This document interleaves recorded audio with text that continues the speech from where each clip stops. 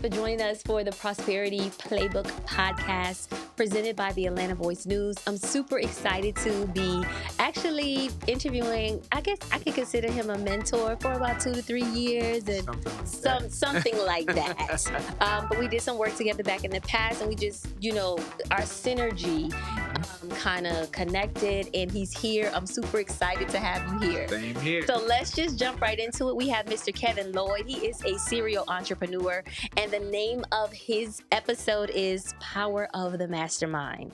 And the reason I went with that is because of the serial entrepreneur journey. Like, you don't just do one thing. And I'm going to give you an opportunity to kind of talk about, what you do, how you do, and all that good stuff. But I wanted to read this quote by one of his favorite people. Y'all gonna laugh at who this favorite person is. I'm curious. Every day you have opportunities to take chances and to work outside of your safety net. Sure, it's a lot easier to stay in your comfort zone. In my case, business suits and real estate. But sometimes you have to take risk. When the risk pays off, that's when you reap the biggest rewards. Quote, Donald Trump. Check you out. Check you out. So listen, the Prosperity Playbook is about giving the cheat code to our audience. We talk about financial literacy, economic empowerment. That's why y'all come back every week. So calculated risk is the secret to how most entrepreneurs gain success. How many times have you taken a calculated risk by investing in yourself?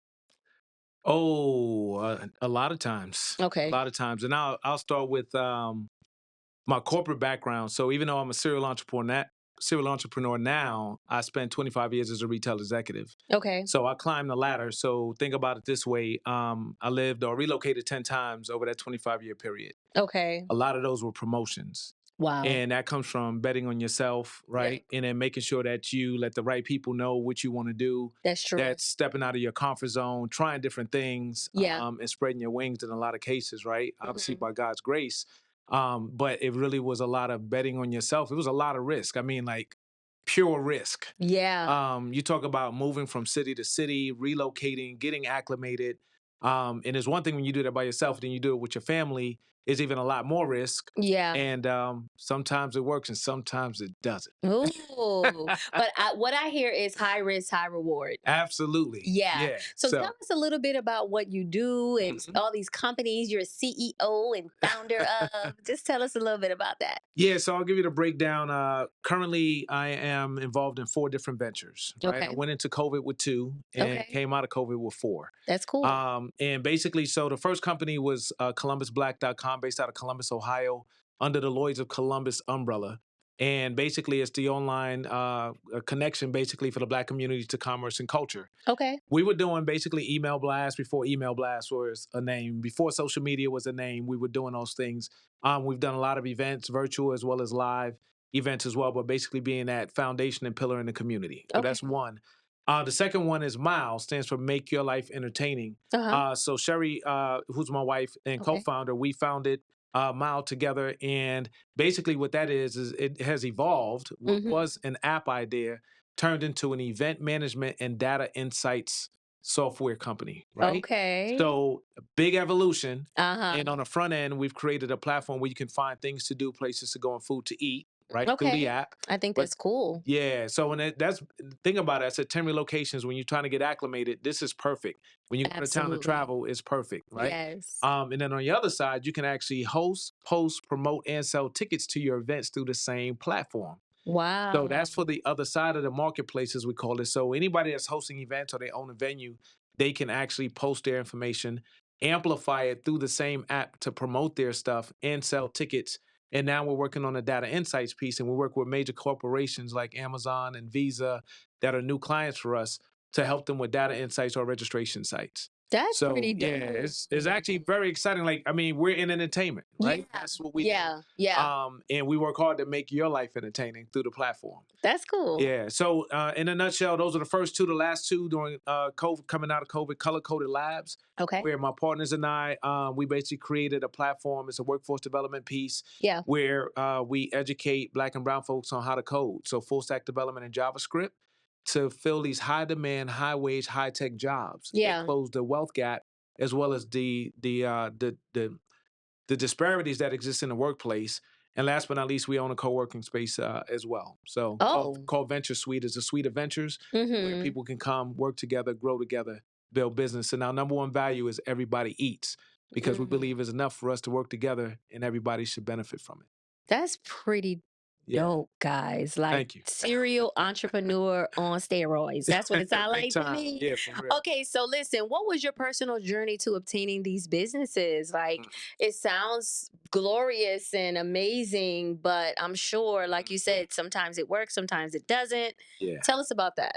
So the goal really, if you look at everything that we're doing, it's really legacy based, Okay. right? So Okay. with Columbus Black, it's helping the community stay connected. With Mhm. MYLE, we talk about the entertainment piece, which is cool, but we actually created a nonprofit arm called Extra Mile International, which exposes underserved youth to entertainment, the arts, and travel. Okay. So the big goal is not really about the money can be generated through the platform, is how many kids could we impact over the years from the money we make through the platform. So it's legacy. Same thing with Color Coded Labs, changing lives one household at a time and fulfilling these jobs. And Adventure Suite is a place because most entrepreneurs are homeless, right? We work out of Yeah. our homes, our garages, our Yes. basements, Yeah. Starbucks, Panera Bread, the Hilton Yeah. lobby, Marriott lobby. Yeah. No, we need a home, right? And so Yes. that's why we created Venture Suite. So everything is about helping other people. That's what we do. But I mean, multiple streams of income is what I hear when I Oh hear yeah, 4 different companies. yeah. So, do you think that's important to the entrepreneurship journey, like having So multiple streams? yeah, I think multiple streams of income is critically important, and it's just like a diversified portfolio, right? We Yeah. learn for everybody that works, especially in corporate America or any job. Anytime we talk about investing, you talk about putting money away. It's always about putting in 401k and diversifying it. Well, as Mm-hmm. an entrepreneur, if you could diversify your income streams as well, or even as not an entrepreneur, but if you can have multiple streams of income, even when something is up, right? Mm-hmm. Something else is probably going to be down. It helps you to balance. You put Yeah. all your eggs in one basket and it dips, you're in trouble. Very true. Yeah. Very So, true. Well, so that's the yeah. mindset you had around creating all these different opportunities, or when you saw an opportunity, you jumped on it and didn't let it pass you by. Yeah, so there's always opportunities that present themselves. For me, it was about synergy, but then absolutely, if there's a way to generate revenue and or income, and in our case, if you look at some of the ventures, there are two of these ventures, um, or could be considered potential unicorns or what we call gazelles, right? Wait a minute, unicorn So is valued at a $1 billion. billion, yeah, a billion or So are higher, you right? confidently saying that two Wait, of your businesses two of could the possibly be? business, yeah, two of the business models that I'm involved in, we definitely could hit that mark. Now, Wow. it's all about the right resources around you, the right place, the right time, and doing it Wait, the right way. But yeah, hold on. yeah, So, to our audience, whenever you hear somebody talk about a unicorn company, it basically means that their company has been evaluated to make $1 billion. Just that's a wanted to big say deal. that. And that's a That's big deal. it's a big deal. So you're saying, based on what you have going on, that's what you possibly could achieve. I feel like, and I'm not going to say others. Some others have said they believe that as well. You Okay. got it, but there's a lot to get there, right? That's the thing is like Yeah. everybody wants the unicorn because you want to hit that billion. Yeah. It's really hard to get to that. Yeah. But it can be done if you have the right model and the demand. It's all about market demand, right? Yeah. The Yeah. market dictates that, right? And if what Yes. you create is enough for a lot of people to say we want that and they're willing to pay for it, then it can happen. That's what's up. Yeah. So that segues into our next question. What are your top 3 tips for entrepreneurs who are seeking funding and grant opportunities? Oh, hold up. Surprise, surprise, y'all. Surprise, surprise. So let's see. 3 tips. First of all, if you're seeking funding, Yeah. there has to be a reason why, right? So a really good business model. What I tell a lot of people looking at entrepreneurship is, Mhm. entrepreneurship is about building a business model and its problem solution. Right. What's the problem, and do you have the solution? To solve it. Yeah. And now are people willing to pay for the solution? Because a lot of times it's a great idea. Are they willing to pay for the solution? Okay. So that's the first thing, is making sure that you can actually make money, because if you're going to seek funding, Hmm. or even if you get a grant, what are you going to do with it? Yeah. What we find is, and you'll hear this a lot of times, is people get the money, but it's like, what do you do with it now that you have it? Right? Yeah. So I would say the one of the key tips is make sure you actually have a business model that's sustainable, where you can generate money, and the funds that you're seeking is to accelerate what it is that you're trying to accomplish. Right. So that would be one. The second one is have a really good plan in place for what you're going to do with the funding. Yeah. So one of the questions that's always asked when you're seeking funds is what's the use of funds? Whether it's a grant or, investors or whatever it may be, they want to know what are you going to do with the money? You need to have a clear plan. You need to have a good budget. What are you going to do? Where's it going to be allocated, right? So having that would be the second one. And then a third part that I would say is establishing relationships on the financial side. So who's your banker? Who's the banking institution that you're working with? Because they all have a thesis as well. So even when you get the money, or depending on who you're trying to get the money from, sometimes it's a match, sometimes it's not. A lot of us go into major banks looking for startup capital. That's not who we should be going to, right? Right. That's what CDFIs are for, right? And so these community funds are designed. CDFIs. You got to tell the audience what that is. Yeah, so that's going to be a community funding development Initiative. Sounds like, I think, right? So, so even though they get some of their monies from the larger institutions, their money is designed to help those who may have a great idea, some foundation, but it's not the same parameters that you would find is not as strict in most cases as if you go to a major or large institution to get that funding. So a lot of us go into it and we get denied and we're like, I can't believe they denied me, and you give up. And it's not that, is you're talking to the wrong person. Okay. Yeah. So most of your business, would you say, was funded through investors, angel investors, grants? Talk about that. It was a hybrid, actually. Okay. So started with, and typically in our community, friends and family does not exist. Yeah. Right? So fortunately, we obviously bootstrapped, but then we did have a small group of friends that believed in us, and we were able to raise some initial dollars, right? It wasn't a lot. I think we raised about 20 initially, right? Okay. And then we 20,000, y'all, not $20. Yeah, we raised about 20,000 Yeah. from some friends, and then we put a lot of our own money into the business for the first, I'm gonna say, few years. Okay. Then, as a business, as we learned a lot, we did our alpha version, as you would call it, testing things out, getting feedback and input to build the first version. Then we actually started to raise some additional capital. Okay. Then after we raised about another 30,000 at that point, continued development. And then in 2021 is when we decided to raise, we had a round for 250,000 and we oversubscribed. Actually, we raised 350,000 for that round. That's amazing. Since then, we had the opportunity to continue to build a business that allowed us to expand from Columbus, Ohio into Orlando in November 2021, and then into Atlanta in April 2022 to build some more roots. We started picking up big events like the Black Food Truck Festival in South Carolina, in Charleston, right? Not far from your hometown. Right. And one thing led to another, kept picking up more and more business. And that's what we've been doing. We're just building and growing and growing. We picked up another individual investor. One of our investors is the Fearless Fund, right? Yeah. So we're staying in the middle of Ariane Simone. Yeah. Absolutely.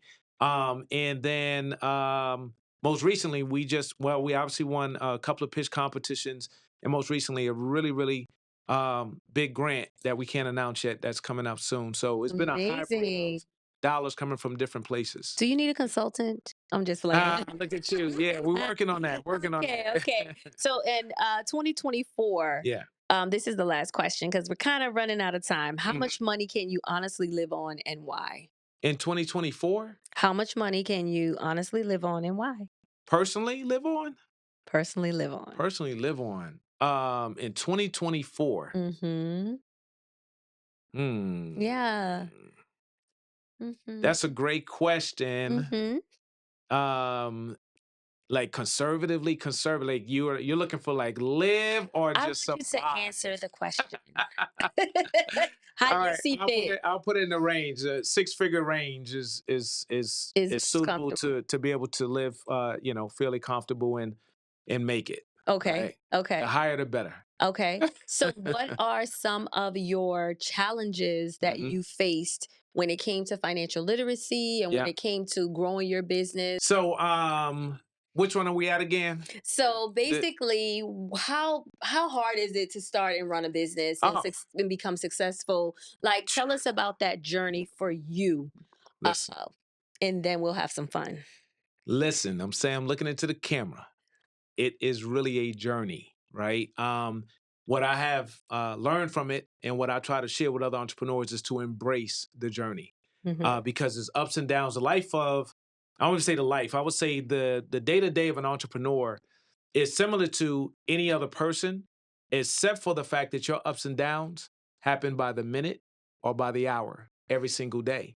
Where a lot of people, everybody has ups and downs in life. Yeah. It's just some people can go a day or a week or 2 months before they have a high and a low. Mm-hmm. As an entrepreneur, you literally could wake up at 8 o'clock in the morning, right? Some Mm-hmm. entrepreneurs wake up a lot earlier than that.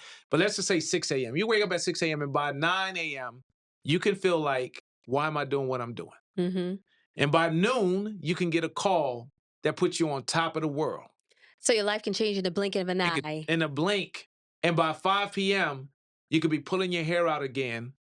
And by 9 p.m., before you go to bed, you could get an email that pops in from a client you've been working on for 2 years that can change everything for you. Sounds personal. Yeah, it is personal, right? Okay. A lot of ups and downs, and it's learning to embrace that throughout the day because it's so volatile. Yeah. And so it's been a journey. It's been hard work without question, but it's very gratifying when you get those wins. That keeps you going. That's what's up. Yeah, that's definitely what's up. This was great conversation. I have Thank you. some questions. Let's have some fun.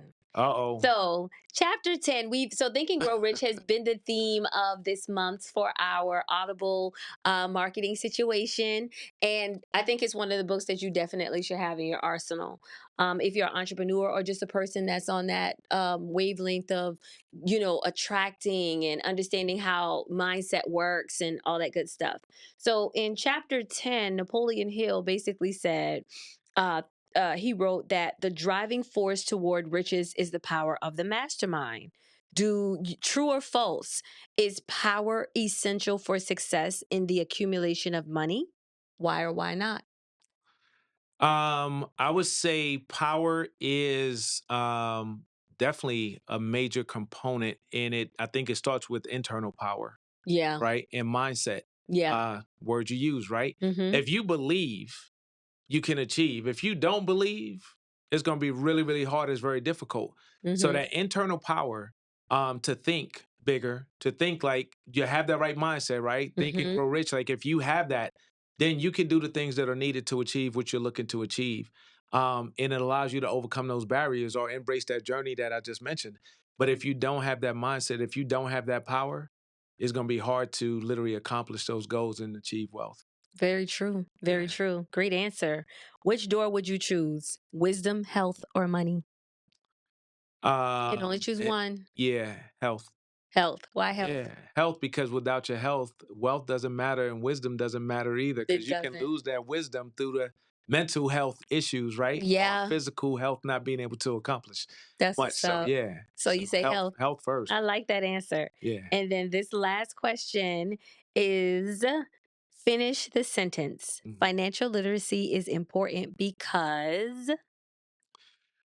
The world revolves around economics, and you can accomplish a lot more when you have an understanding of finances and literacy around it to understand how to maneuver through this world. If you don't, you're going to be at a strong disadvantage, and Mhm. life can be a lot more difficult than it needs to be. I love that answer. Just for the audience, for our brothers and sisters out there that's watching, what is some gems or some wisdom you want to bestow on them before we leave? Yeah, so I would say, the first thing is believe in yourself, right? Yeah.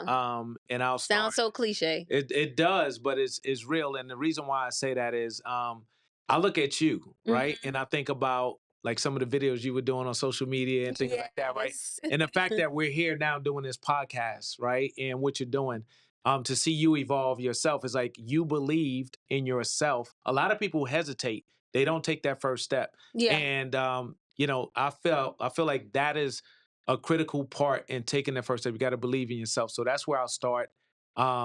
With the gems. And the other thing is trusting God, Yes. right? Yes. And I'll tell you, it goes to this part about believing in yourself. And I say trusting God is because what you'll find, especially in this space of entrepreneurship and even in life, Hmm. the people that you think have your back don't always have your back. Yeah. And you have to be able to rely, one, on yourself and your vision, but two, you got to be able to lean on the Lord, because there's going to be many days. Like, this faith walk is real. It like is. doing what we do Yes. is real. Yes, Right. it So is. you have to have that, at least in my opinion. I believe you have to have that. So and then I have this other one that I'll drop is and I'm trying to remember the exact quote, but basically in essence is saying, don't allow the glass ceiling of ignorance to impact your mojo. Mm-hmm. And what I mean by that is that there are a lot of people that will put barriers in front of you because they can't see what you see. Mm-hmm. So they put those barriers there, Mm-hmm. but don't allow that to impact how you move. Right. So that's and that's a personal quote that was created. So that's what's I up. want to share that one with the world. Thank you, Kevin Lloyd. I appreciate you for being here. You guys, we will see y'all next week on the Prosperity Playbook podcast presented by the Atlanta Voice News. Thanks for tuning in. Thank you all. All right. That's what's up. That's what's up. So, you had fun? I did. Thank Look you, at Kevin. you doing it. That's what's up.